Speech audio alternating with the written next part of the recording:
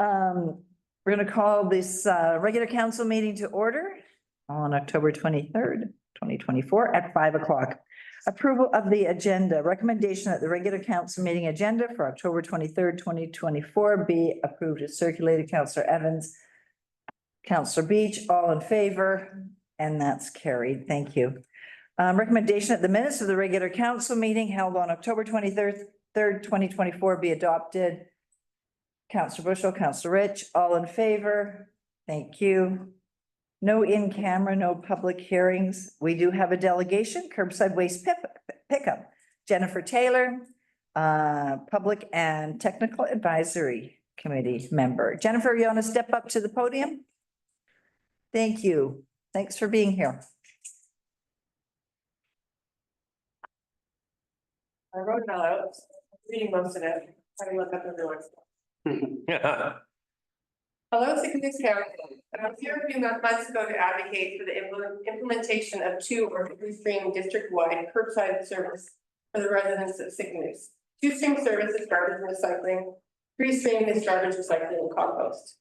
I've learned a great deal since I was last before you, as I've attended every PTAC meeting held thus far as a member of the public for Sycamoose. There's a long history of discussion and no action in regards to curbside service in Sycamoose. The majority of our region has been including Golden, Revelstoke, and Sandy Heights. Our close neighborhood and neighbor Enderby also has a program in place. Chase is similar to emphasize and has also adopted curbside program. We've fallen behind our member municipalities in this regard, and I am asking the council to catch up and to provide collaboration with Golden, Revelstoke, Sandalwood, and the CSRD in regards to a solid waste management plan, which is required to be developed by the CSRD for the Ministry of Environment. I was disappointed in the last PTAC meeting to note that there was no technical representation for our district. While technical members arrived for Golden, Revelstoke, Salmon Arm, Recycle BC, and CSRD, no one was there to represent or offer collaboration from Sycamoose other than myself. During this 3.5-hour in-person meeting, many questions arose which required a Sycamoose representative. When the CSRD discussed needing to find ways of disposing of wood waste, I asked if the wood waste could be presented to use in Unfortunately, there was no information available as there was no Sycamoose technical representative. Should taxpayers save money if wood for the biowood facility is sourced from the CSRD? I looked at the budget that Think Machine posted for the biowood facility for 2024. $19,388 was budgeted for 151 tons of wood. Asked then from the CSRD what it would cost if we got the wood chips from the CSRD. And replied that we could have the wood chips for free, we would just have to pay for loading and hauling. However, there are other questions such as capacity, specifications of feedstock, and air quality discharge parameters. I hope the Sycamoose is able to collaborate with the CSRD and save taxpayers money by sourcing our wood chips from them, and simultaneously help the CSRD with wood waste. We discussed transfer stations and the need for better locations, the possible amalgamation of sites, the need for longer hours. It was suggested that Malafat and Sycamoose locations could be combined and relocated to a central location for residents of both communities. We discussed compliance issues regarding the natural attenuation landfills, including ours in Sycamoose, that is unable to be in compliance with the Ministry of Environment's groundwater contamination standards, and the possibility of fines being levied for non-compliance, which makes the financial viability of running landfills more difficult. We discussed the need for education of the public so that people would understand the need for recycling and rethinking waste. We discussed appropriate use of landfill space, the expensive engineering landfills, the lack of future landfill sites, and the closure of landfills due to the unaffordability of engineering new sections of the landfill. We discussed the resources that can be saved and reused by sorting loads and saving as many resources as possible from being deposited in landfills, thereby leaving space in the landfill for the residual waste that is left after everything else has been recycled and repurposed. We discussed rethinking waste as a resource, giving materials the opportunity to be used again. The PTAC meeting on October 9th gave the participants the opportunity to collaborate on a solid waste management plan that the CSRD is developing for the Ministry of Environment, and also the opportunity to meet in person and build relationships and network with other members of PTAC. I feel the whole of Sycamoose lost an opportunity by not having a technical representative attend the meeting. PTAC is a 2-year commitment by technical and public representatives of the member municipalities and the CSRD, and other entities such as Recycle BC, and by Morrison Hirschfield, who are the consultants. It is also an opportunity for learning and networking. It would be good to see Sycamoose represented by a council member or technical member such as those that attended from Golden, Revelstoke, and Salmon Arm. In regards to curbside, it was brought up at the last PTAC meeting that planning should be done at the building permit level in reference to multifamily buildings. There would be a need for space to allow for 3 bins instead of 1. There will be a need for sorting space. In Sycamoose, we are planning low-income housing, and the solid waste management of these buildings needs to be considered now. Low-income people do not always have access to vehicles to self-haul their garbage and recycling to transfer stations, or access to funds to support the services provided by private companies. Seniors are sometimes unable to drive. Our year-round population needs to have services that provide recycling and garbage pickup in the most affordable way. It has been proven that municipal-wide curbside programs are more affordable. It has also been proven that curbside programs keep recyclables out of the landfill. When I was last here, the mayor suggested that it was my job to convince the population of Sycamoose to adopt a curbside program and that a referendum would have to pass. I heartily refute this.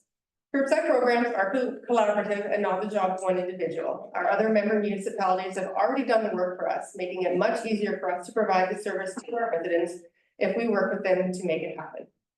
Further, it is not necessary to have a referendum for a municipal service. A regional district service must be established through an assent process, not a city service. In addition, I had heard of a past failed referendum in regards to curbside programs in Sycamoose. However, the only official process I can find is a survey that was held in 2011 or 2010, somewhere in there. 1,112 property owners were asked to participate in the survey and provide feedback pertaining to curbside pickup or recycling and garbage. Of the 1,112 surveys, 673 were not returned.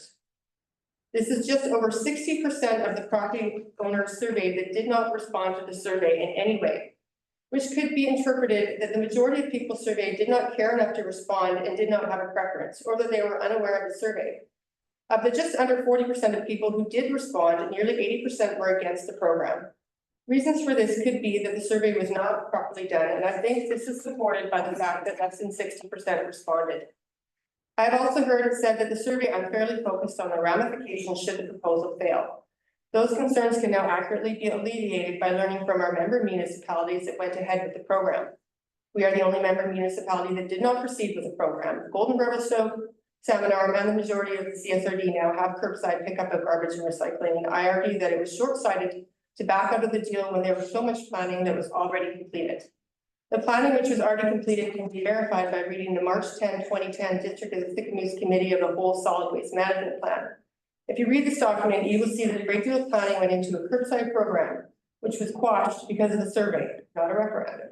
The survey was only sent to property owners and did not include long-term renters or other residents of Sycamoose. During an October 13, 2010 council meeting, one member of the gallery spoke out against curbside recycling, pointing out that 30% of single-family dwellings were using a private garbage collection service. I've also heard that people who did not live here year-round were not in favor of district-wide garbage and recycling service, and this could be represented in the survey results. Remember that the survey was presented only to 1,112 property owners. Is it really fair to consider the preferences of people who can afford more than one home over the people who live here year-round? What about the renters? What about the people who are low income and do not have a vehicle to self-haul garbage and recycling? What about the senior population who may be unable to drive and who live on a fixed income and who would benefit from the savings district-wide garbage and recycling would offer over a private service? It is clearly stated in the 2010 solid waste plan that when considering all expenses for self-haul, private company, and district-wide programs, that district-wide curbside programs offer significant savings to taxpayers. This is supported in the more recent planning for the upcoming solid waste plan. Therefore, I think it can be said that the survey was flawed, that there was no referendum, and that a referendum is not necessary for a municipal service such as curbside recycling, garbage, and compost pickup. There have been a lot of changes since this district last showed an interest in solid waste planning, and it's important to realize that the societal climate regarding recycling and composting is much more in favor of recycling and composting now than it was in 2010. It's even more important for us to align our services now with what is provided by other member municipalities and nearby communities. We have many new members of our community that are surprised and disappointed by the lack of municipal curbside services. In addition, the need to come up with more housing for more people makes it important for us to modernize our current system. We also need to acknowledge that the tourist industry causes an increase in solid waste, and the need to manage it has to be addressed. Council has supported the development of gas stations and fast food, which will contribute to our solid waste, while not addressing what to do with the solid waste. Council has made many decisions that have not required a referendum, so I'm confused as to why it would be suggested that curbside recycling needs a referendum. One example of a decision that provided a service to part of the population of Sickabee that went through without a referendum is the purchase of the bioheat facility. The amount of our population that benefits from curbside recycling is likely to be more than the amount of our population that can benefit from the facility, as the heat can't be accessed by the population on the other side of the river. There have been many decisions backed by council that have not needed a referendum to be pursued, and in fact, all of those projects, such as housing and a new medical building, are going to increase our need for solid waste planning. Another recent change is we have less Airbnbs than we once had due to recent policy changes. The goal of that policy change was to make more housing available to people who need it. Therefore, we are more likely to have a larger year-round population that will benefit from municipal curbside service. In addition, we have developed a neighborhood with smaller lots and smaller houses that would benefit from regular curbside pickup. Again, it has been proven that municipal services save taxpayers money. In addition, these neighborhoods are denser and more easily serviced by a curbside program, and these residents lack the space for storage of garbage and recycling, so they would benefit from regular pickup. When the local government shows support for and belief in programs that benefit us all, this helps the community. Proper education surrounding the need for recycling will have information, such as the statement, recycling ends up in the garbage anyway, so why bother? When we acknowledge the stewardship programs where the recycling goes, then people know it works. When we educate our population to wash their food container recycling, then the program works. We have all seen government involvement in programs that educate the public to wash and dry their boats to stop the spread of invasive mussels. This is imperative for the health of our lakes. I argue that it is just as imperative to educate the public to recycle everything that can be recycled. Many plastics and other materials don't break down in a landfill, rendering this land unable to be developed for over a century, and the closed landfills must be monitored for a century to protect the groundwater. For the health of our environment, we need to get behind recycling. Landfills will become fewer and further distances away, as nobody wants to develop a new one. We will continue to create solid waste, and it is our joint responsibility to ensure the management of the waste we create is handled in the most responsible and sustainable way possible. We are entering in a new era. We have a new MLA, a new minority government. There's also a new man in charge of solid waste planning in the CSRD. Martin will be taking over for Ben.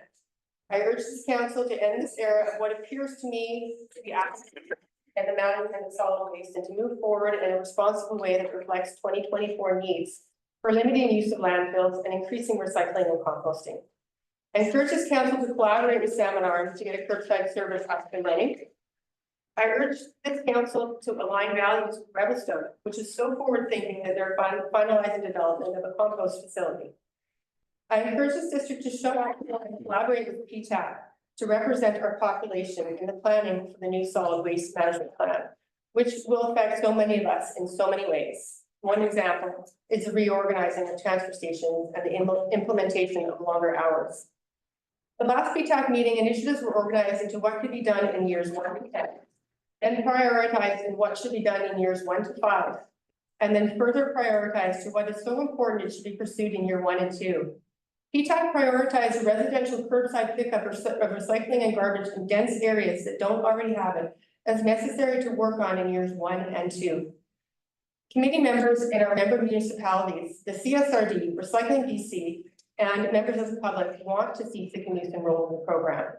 Sickabee have been noticed by our neighbors, but not in a way that makes us look collaborative or part of the process when it comes to reducing waste in our landfills or rethinking solid waste as a possible resource. It is past time for us to provide municipal curbside service for our residents. It is past time for us to catch up to our member municipalities, Goldwood, Revelstoke, and Salmon Arm, and to our neighboring communities like Enderby. I urge this council to move forward and align our services with our nearby communities. Thanks, Jennifer. Council, any questions? Councillor Rich. Through the chair. Jennifer, I just want to thank you for your passion. I know that you show up here often and you write lots of letters, but I think what you're doing is educating us. And it's been, we've all just gone to the dump forever. And I think we do need to change, and I think what you're bringing to this community is huge. And, I would ask you, because God knows you need more stuff to do, is what's next? So we need someone to go to the PTAC meetings, right?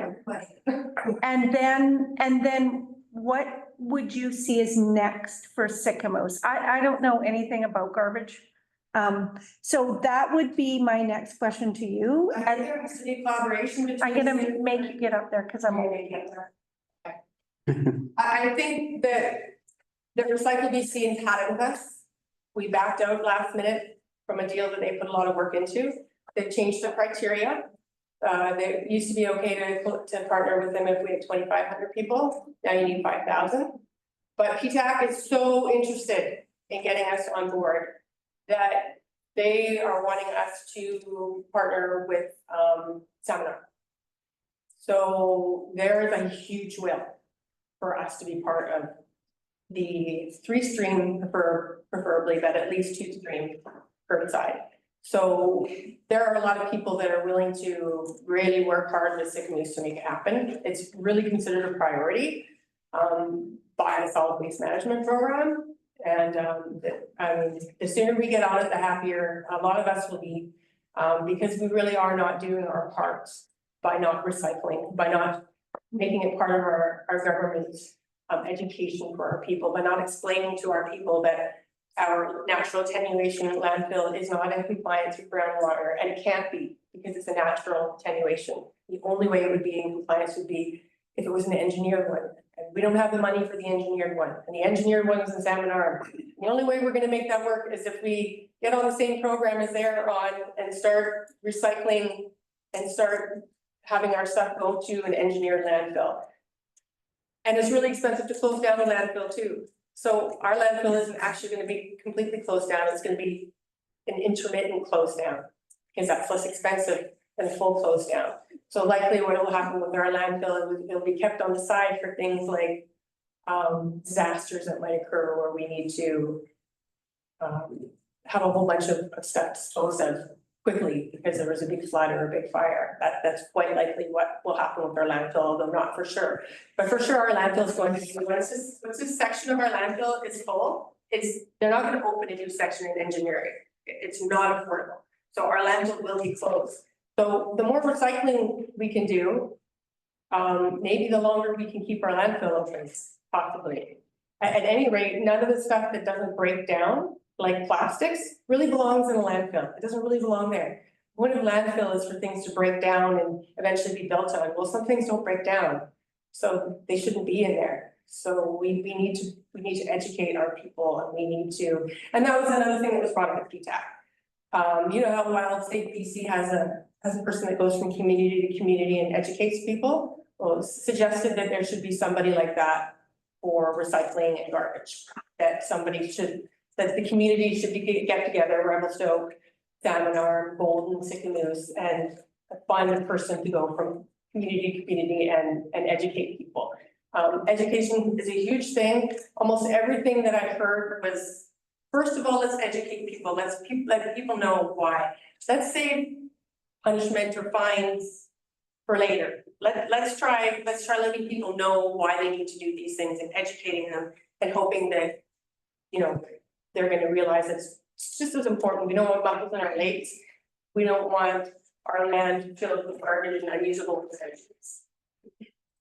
So the next thing that's important would be collaboration with CSRD and Salmon Arm to see if we can get some kind of program, curbside program started, I think.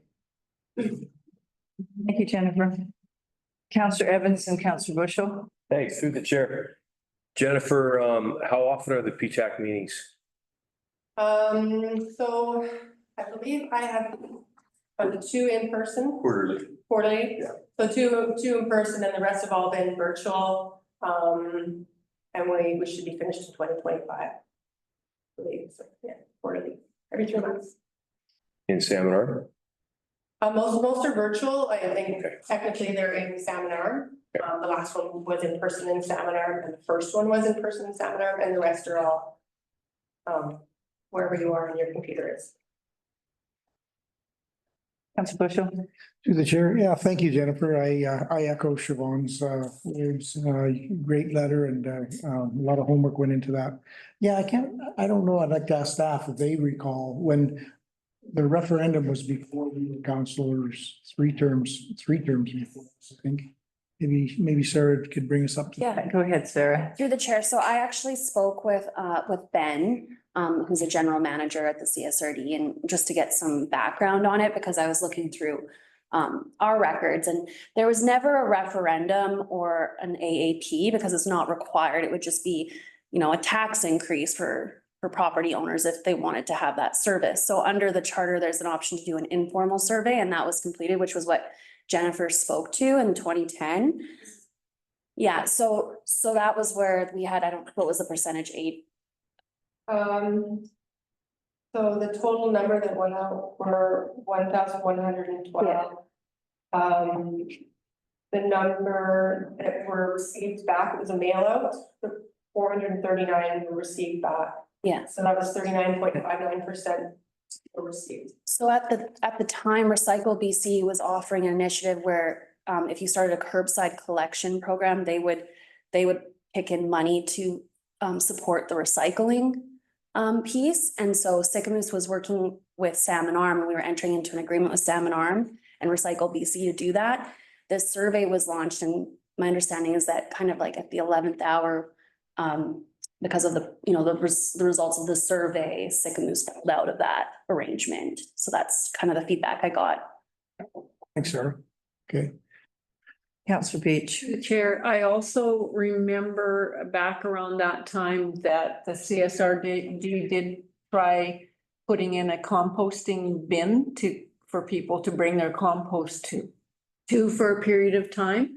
And then it wasn't bought into, it wasn't participated in very well, and they pulled it out. And I can't remember how long that composting was up there.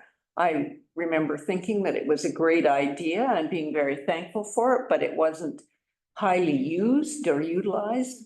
I want to thank you. There isn't a point in here that isn't like dead on, and I really agree with it. All of it. We need to do more than we do. We should have been doing it.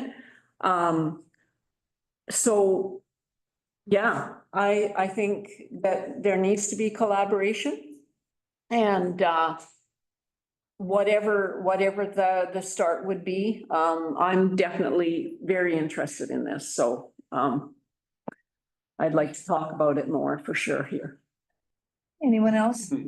Councillor Bushel, Councillor Rich. Maybe we could add that to the next Cal meeting and start the conversation. If if we can. Thank you, Jennifer. Thanks.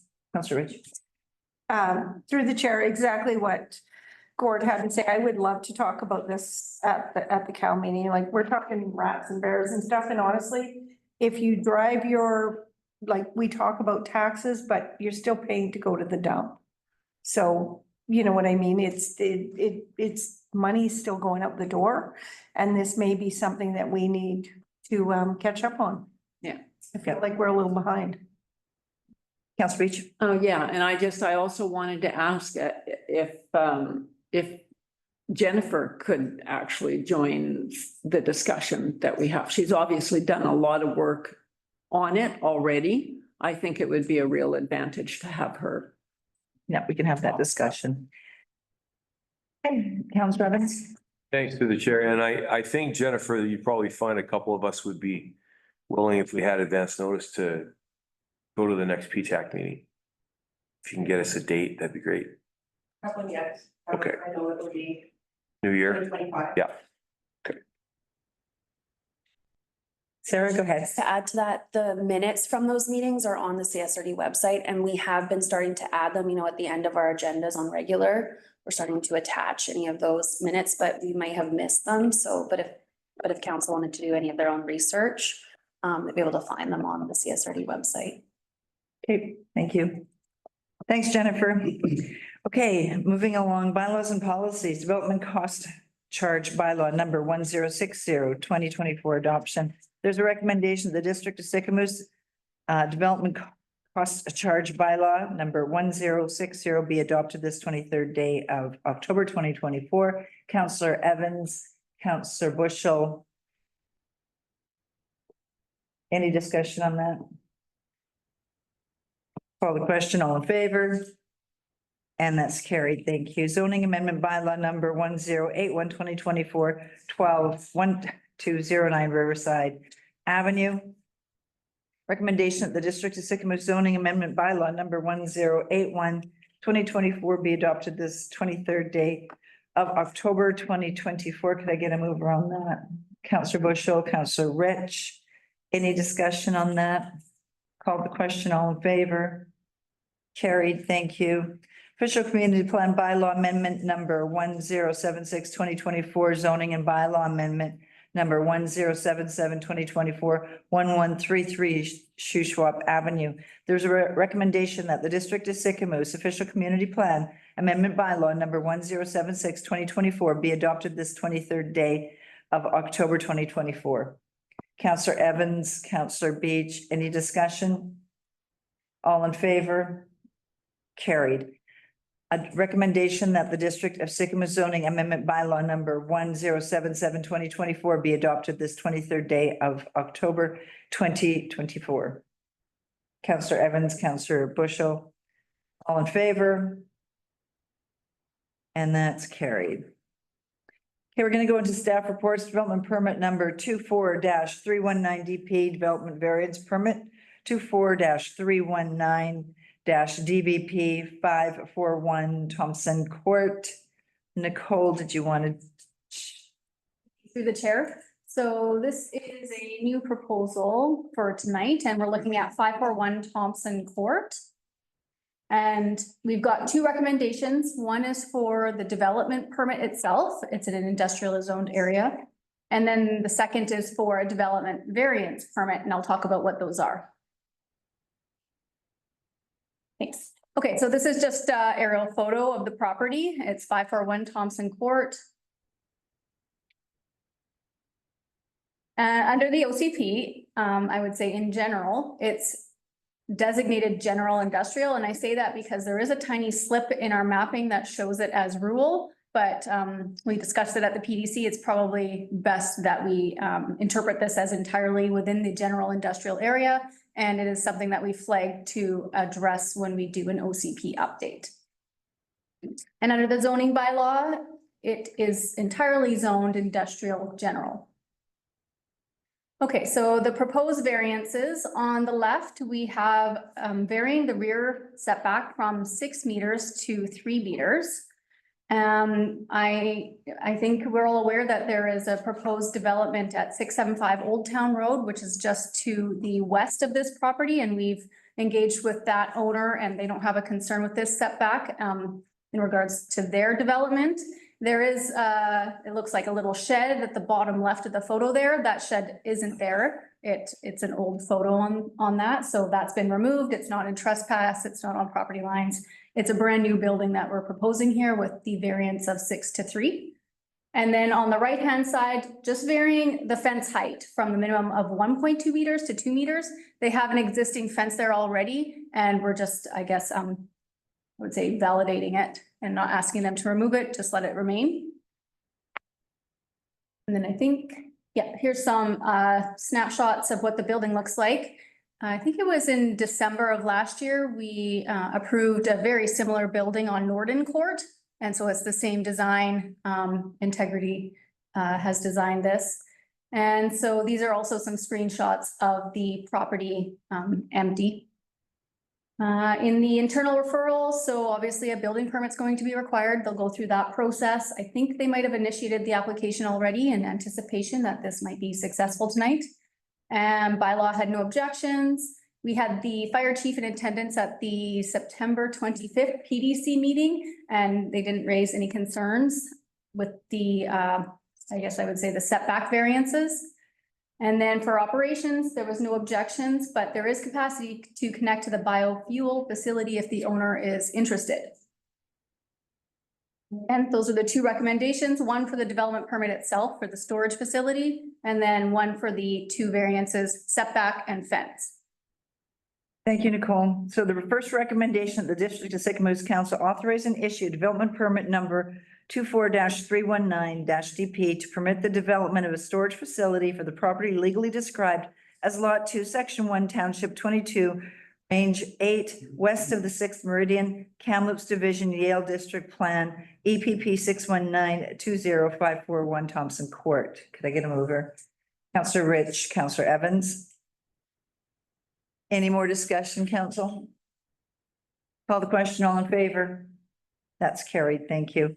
Second recommendation, the District of Sycamoose Council authorize and issue development variance permit number 24-319-DVP to vary zoning bylaw number 1100/2024 for the property legally described as Lot 2, Section 1, Township 22, Range 8, west of the 6th Meridian, Kamloops Division, Yale District Plan, EPP 619-20541 Thompson Court. Can I get a mover? Counselor Rich, Counselor Bushel, any discussion? Call the question, all in favor? Thank you, that's carried. Fire inspection and investigator designation, Fire Safe Act compliance. Sarah, did you want to Sure. take that one away? Okay, so tonight, we're looking for a resolution from council to designate fire inspectors and fire investigators for the District of Sycamoose. And this is all coming about because of a new act. So the Fire Safety Act replaced the Fire Services Act as of August 1st, 2024. And so with that, the local assistants to the fire commissioner appointed under the Fire Services Act that fulfilled those positions, that program is ending. And so that is why now council is being asked to appoint those locally. And the fire chief has indicated that himself and then any officers in the department would be suitable to be appointed. So within the officers, there's the deputy fire chief, lieutenants and captains, 2 captains and 4 lieutenants. Now there's certain training requirements that you must have and meet to be, to serve in these roles. And currently the fire chief is the only member that satisfies, the training requirements. However, the province understands that this is a transition. And so there's a year-long transition period for the training. And so those other officers would have the opportunity to complete online training, this winter. We're told that it will be offered by the Office of the Fire Commissioner. So really, it's just designating fire inspectors and investigators for the District of Sycamoose by resolution. And then in 2025, the intention is to embed these roles within the fire department bylaw, which also is under review, and will be, brought forward for council to consider next year. And there's a lot of other changes with the Fire Safety Act. And just giving local governments different authorities. So for fire inspections and orders, evacuations, securing evacuated premises, and then mitigation actions. But the fire chief would probably be better to speak to about that. And so the deadline for us to appoint is October 28th. So we're trying to fulfill that requirement. Okay, thanks, Sarah. So I'll read the recommendation and then we'll, council, if you have any questions, we can go from there.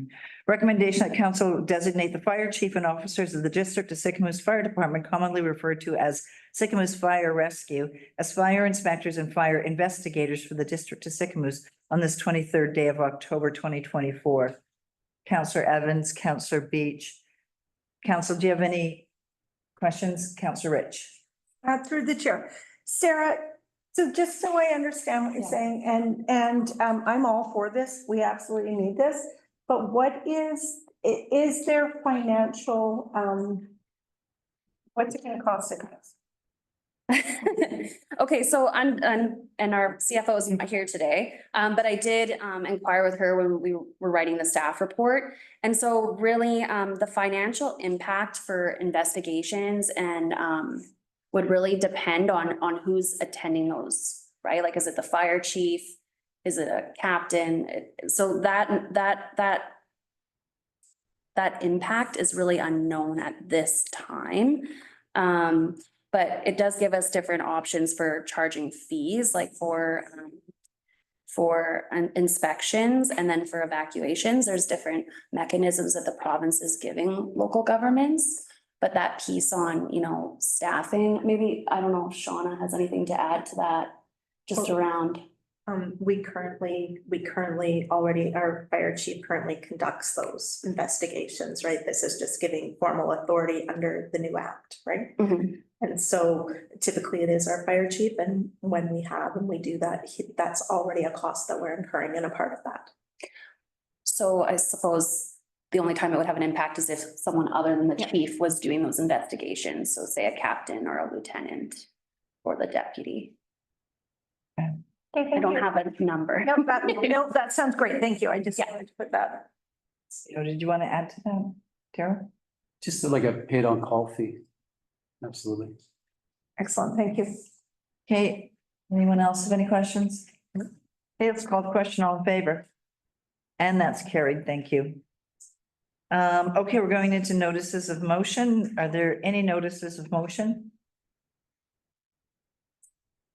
Okay. Going. Correspondence for information. The 2024-10 British Columbia Communities in Bloom newsletter. Does anyone want to speak to? Councillor Rich.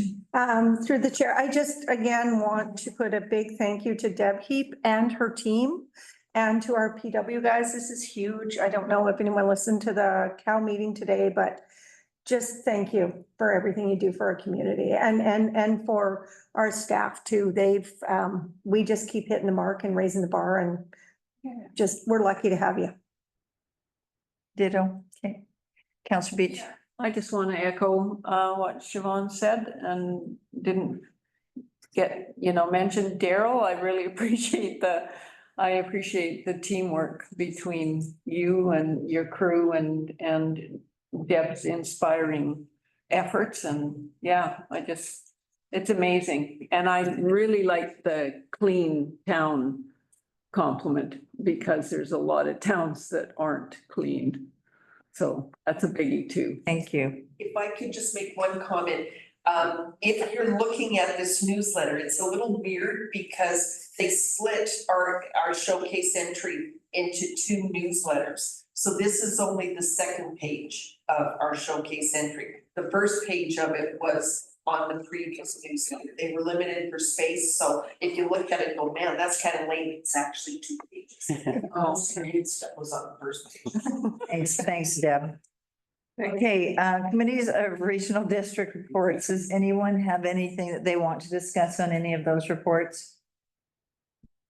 Okay, we'll move on. We are at record speed for this council meeting. We are at public input. So we have public input. There's 3 minutes for individuals to ask a question if they need to. So do we have anyone in the gallery? Go ahead, go up to the podium, state your name, please.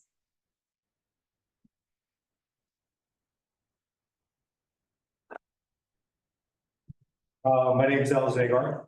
I was here at the last meeting. I'm representing a group of 80 seniors, which unfortunately just hasn't, I think, had an impact on council.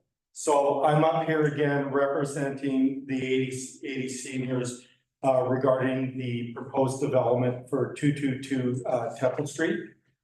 My first question, if it's okay, Chair, if I can ask members individual questions, or do you want me to go? You have 3 minutes, Al, so Okay. you can, this generally isn't an inquisition. Administrator Officer Daryl, Yes. can you please tell me if the developer for 222 Temple Street has received any grants, any tax relief for development for that project? To my understanding, absolutely not. Thank you. To Nicole. Sorry, are you Nicole? Yes. Yeah, so last meeting you brought up regarding parking on Temple Street. That we figured it would be an issue. You said that there were signs posted on Temple. Well, there's actually only 2 signs that are posted on Temple Street. And with that, that doesn't include 6 homes. And there's also 13 townhouses that are all affected. If this townhouse complex goes through, we are requesting that there's no parking signs on place at 219 Temple, which is Shuswap Lanes, where the seniors are all living. So I just wanted to clarify that parking issue. And just one more thing that I have.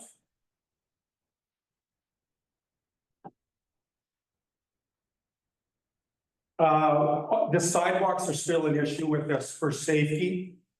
Because if we still feel that if there's pavement, there's gonna be grass, there's gonna be roots and everything going through that. We still feel in that area, which is designated for seniors, that this is gonna be another safety issue for them. So we'd still like council to review this. And also, like I said, it'll enhance the continuity of the city plan with sidewalks throughout the whole district. And also, for me, just a side note, I know that the council in the district has given a lot of variance for changes for the development at 222 Temple. Like I said before, we're not opposed to that, but we are looking for, because there's a lot of seniors there, their safety. And since there has been so many changes that the developer is allowed to do for building, the increases his townhouses, changes variance. I'd like to know why he can't pick up the costs in lieu of the sidewalk for all the changes that you guys made for him or her. All right, thank you, And Al. that's all I have. Thank you. Okay, thank you. Thank you. Kate, go ahead. Sorry, nobody's gonna answer that? I was raising my hand. Okay. Hello, I'm Rob Derringer. I'm one of the 80 people Al represents. But I just wanted to get her and talk on a different topic a bit. And I wanted to just say thank you to you, and thank you to Jennifer for getting this recycling program started, and you guys for being so willing to look into this, because it's something I moved here 5 years ago. I just flabbergasted that there was no curbside pickup, no recycling here, none of that stuff. I've been a homeowner here for 3.5 years, and I wholeheartedly look forward to this being implemented. Thank you very much. Thanks, Rob. Anyone online? Is there anyone online that has any comments? No. Okay. We will adjourn this meeting at 5:43. The regular council meeting. Thank you all for coming, and this meeting is adjourned.